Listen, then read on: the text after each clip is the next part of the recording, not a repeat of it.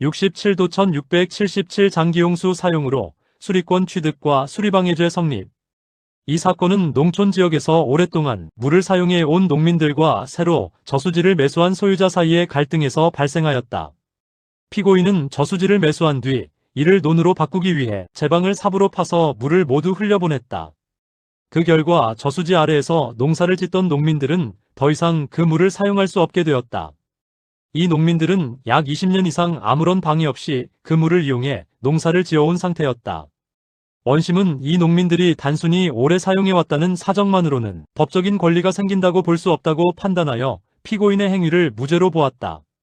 이 사건의 핵심 쟁점은 오랜 기간 물을 사용해온 농민들에게 법적으로 보호되는 수리권이 인정되는지, 그리고 그러한 권리가 인정된다면 이를 침해한 행위가 형법상 수리방해죄에 해당하는지 여부이다. 다시 말해 단순한 사실상의 이용이 아니라 법적으로 보호되는 권리인지가 문제의 핵심이었다.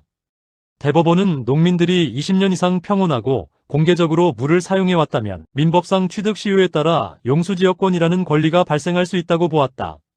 이는 단순히 관행이나 편의가 아니라 법적으로 보호되는 권리이다.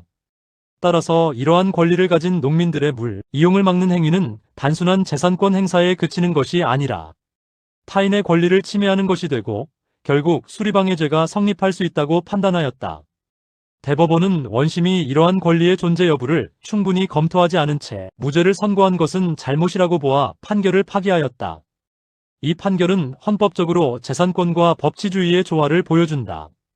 형법은 단순히 소유자의 권리만을 절대적으로 보호하는 것이 아니라 오랜 기간 형성된 사회적 이용관계와 권리도 함께 보호한다.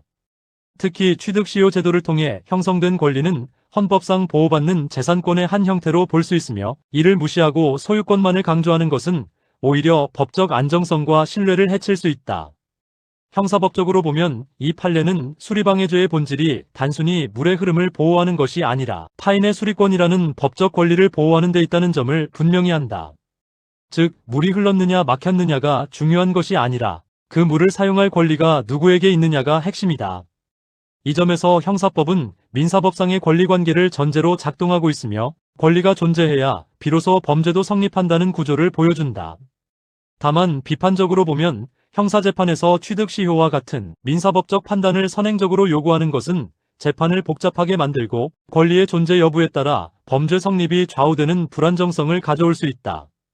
또한 토지 소유자의 입장에서는 자신의 재산을 자유롭게 이용하려 했을 뿐인데 형사처벌의 위험까지 부담하게 되는 점에서 과도한 제한으로 느껴질 여지도 있다.